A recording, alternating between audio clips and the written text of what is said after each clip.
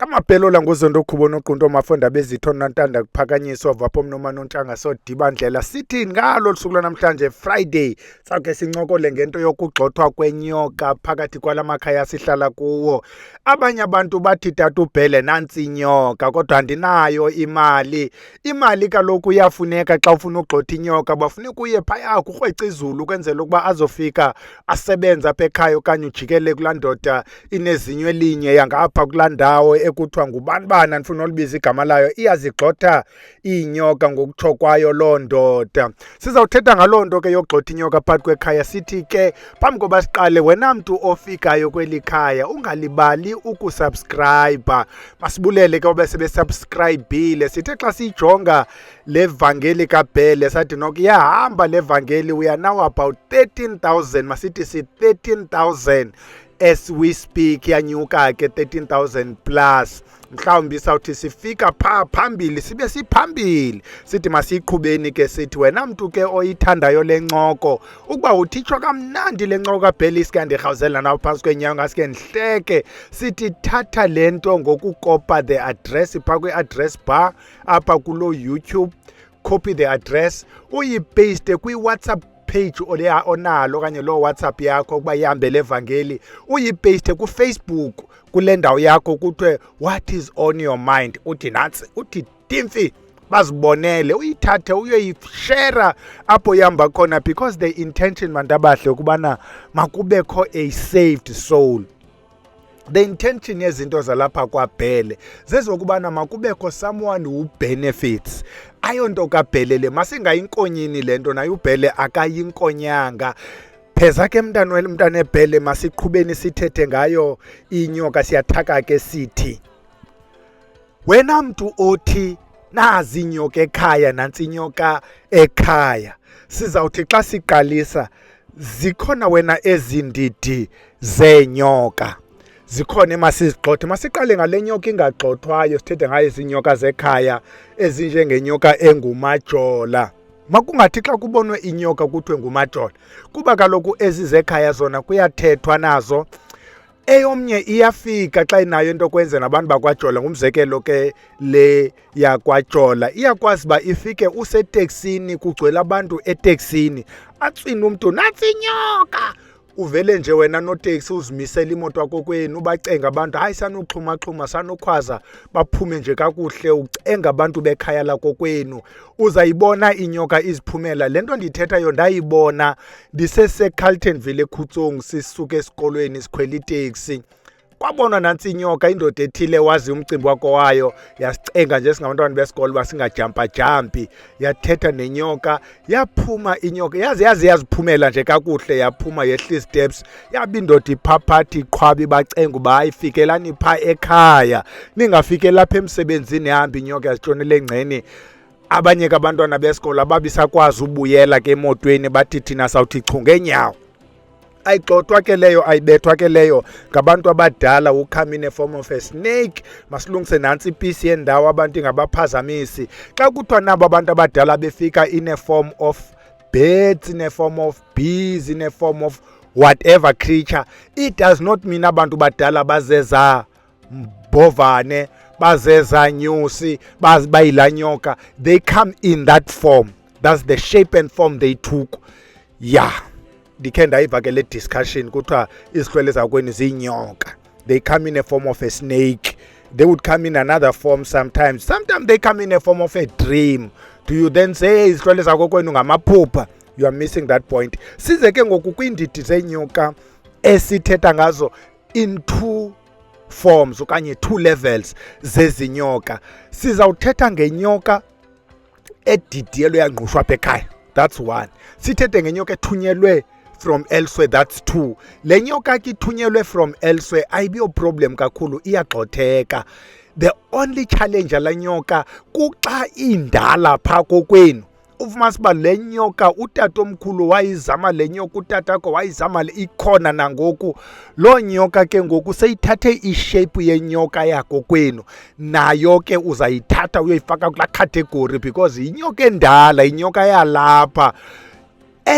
Olo hlobo lwenyoka lolu uthi naxa ubize umntu ukuthi azoyigxotha ufumanisa uba umntu naye uyatshitshiliza ukuza, inyoka ayimvumeli.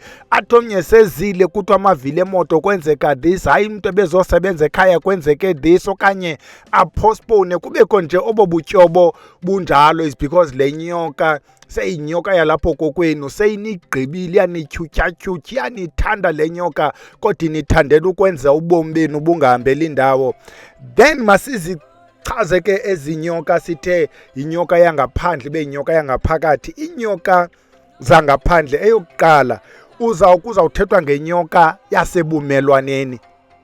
Le nyoka yinyoka ezigqithelayo, mntana omhle, ayizanga kokwenu, isuke phaa kulaa ndlu, ihla yonke le ray including apha kokwenu yogqitha kwenye. Yile nyoka kuthiwa ishiya umzila.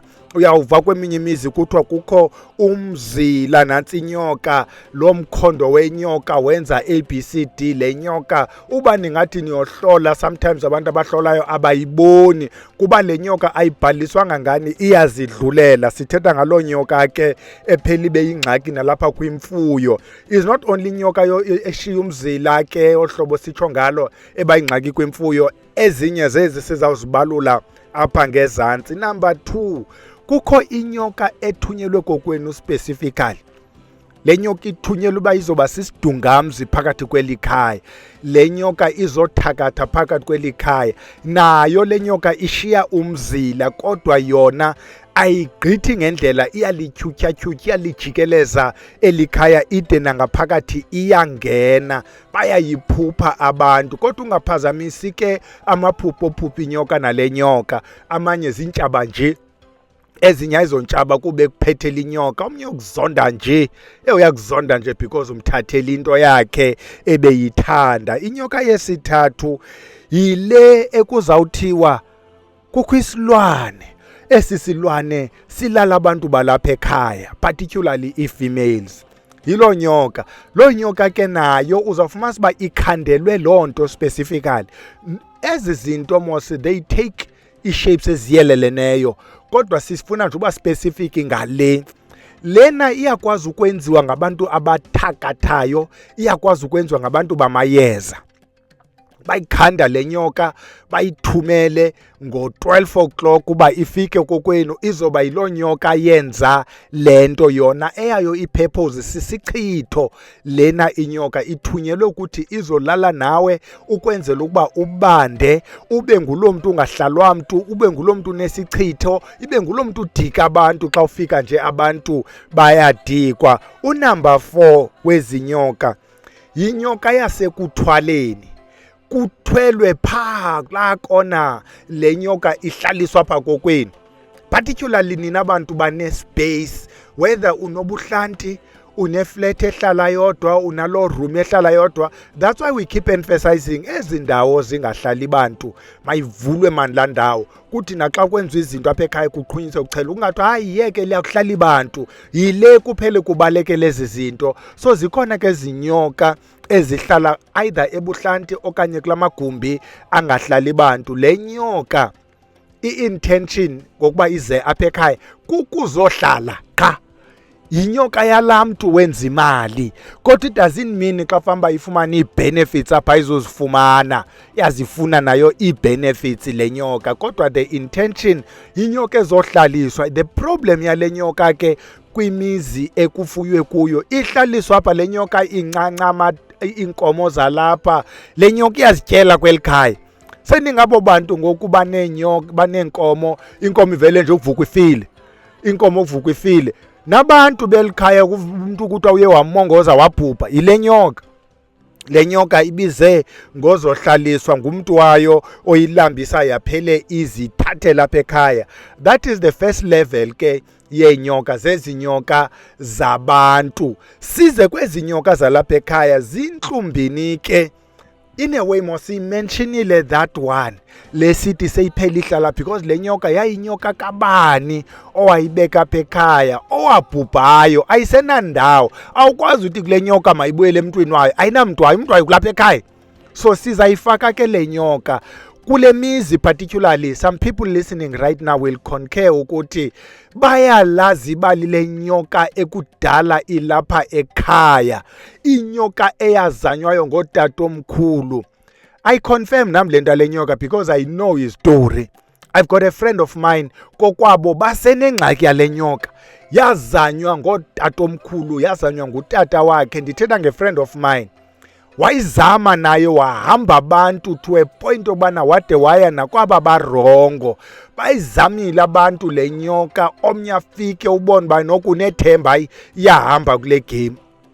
Hayi nje 2 minutes kuphole, 2 minutes later nansi le nyoka is back. Kuba kaloku le nyoka ayisenandawo ingenye yokuya. Omnye athi le nyoka sizayiqhuba sisemlanjeni izawuhamba kuphole for few days or weeks. After that ibuye le nyoka kude kuthiwa inawo namaqanda, hayi le nyoka inawo namantshontsho. Sithe ngunumber 1 ke ebesisuka naye ngasentla. Inyoka number 2 yile nyoka ke yalapha ekhaya owayoyilanda ubhele, wahamba wayaphiphipa olanda le nyoka kube efuna uba le nyoka imncede kwinto ezithile. Ubhubhile ke ngoku ishekile inyoka, akabhubhanga ngenye ixesha ukhona nantsi le nyoka. Sithetha ngale nyoka wade wafike wayixhelela apha ekhaya, wayingenisa wathi ungowalapha. Now sekwinyoka apha ekhaya saphuma ke isihlwele emva kokuba uthe le nyoka yalapha because kaloku le nyoka abantu abathwalisayo besixelela ngumntu lo. Andithi batsho abantu abathwalisayo kuthiwa nawe nje buthwele ngale nyoka ubhubha kwakho nawe uyoba yinyoka komnye umzi. So ngumntu le nto le, and lo mntu uyile nyoka ongangeniyo esihlweleni sakokwabo, ozofa kwapha ekhaya, ukhupheza lapha ekhaya izihlwele. Nguye ngoku isubstitute kuba kaloku kuthiwa nguye le ndoda. Kuthiwa bade babuze ooTikolosho ukuba ngubani indoda apha ekhaya. Buza kuwe tata wekhaya, hayi ndoda nguwe. Then iTikolosho ithi kutheni ke ngoku umkakho izaba ngumkakho ingabi ngumkam, yayigqiba indoda indima. Yayiva ke ngole nto sihambe siyilanda. Inyoka number 2 yile nyoka yasekuthakatheni. Kuthakatha sithe qala kuthwala, 2 sithi kuthakatha. That is why we keep saying ukuthwala kukuthakatha. Noba uyijikeleze ngoluphuhlobo wazama uyijustifya wayithini, i-energy yomntu othweleyo yi-energy yomntu othakathayo. In so many ways ukuthakatha kukuthwala. That is why xa uthakatha or uthwele ungamkeleki kwizihlwele zakokwenu. I don't care ngale nto siyixelelwa hayi lokhu kuthwala kuhamba nedlozi sikhuphula idlozi. We agree. Sikhuphula idlozi eliya lingazange lingene phakathi kwabantu bekhaya, elingaphandle esithi lidlozi elibi. Sikhuphula lona, ewe lidlozi, we don't disagree. But ke ngoku what about abakhuseli belikhaya esibagxothayo ngenxa yokungenisa lento yasekuthwaleni? So sithi ke ezinyoka zimbini, eyokuthwala nokuthakatha, the effects are the same. Omnye umntu adada hayi kodwa phela ingcono le yasekuthwaleni kuba xa uthwele noko kuba khumehluko apha ekhaya.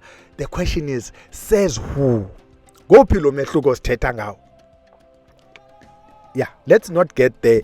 Nazo ke zondidi zenyoka njengoba sithakela ezinyoka nje namhlanje sithi ke njengoba sithaka masiyigxininise siphinde into ethi siyaphekuza mntana omhle.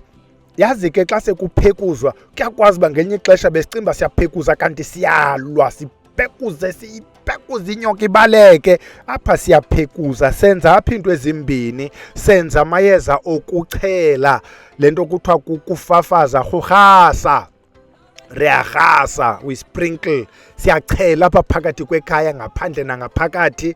Xa sigqiba siyaqhumisa apha phakathi kwelikhaya, sigxotha le nyoka.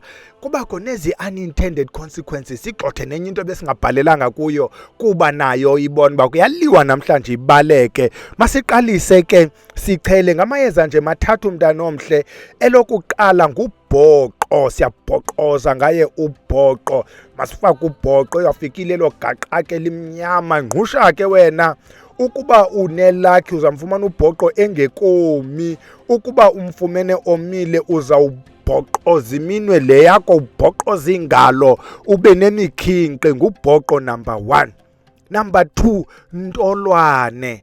Intolwane ikhula njengobhoqo in that nayo is an underground rhizome.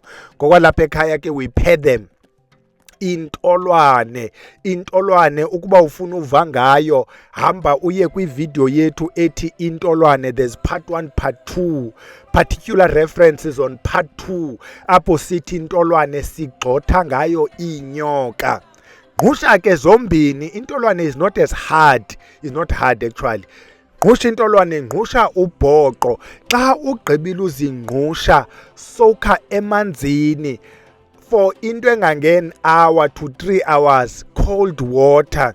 Xa sezidibene, fumana umagwazucaca, mgreyithe ke, ukhohlele, uthimle, kuqhumthuli, kodwa unyamezele, nxiba ke i-dust mask ukuba ucinga uba awuzukhopha. We advise ke ukuthi ungamngqushi, umgreyithele phandle so that ungapheli ngoku nawe ingathi uyile nyoka igxothwayo. Grate umagwazucaca at least a spoon for every 20 litre, ungade wenza into eninzi. Umgalele pha, uyisowukhe, uqhubeke usowukha nala mayeza. Chela ke ngaphandle, uchele ngaphakathi xa kutshona ilanga. Ukuba uyakwazi uchele ekuseni ngaphandle, uchele ngaphakathi.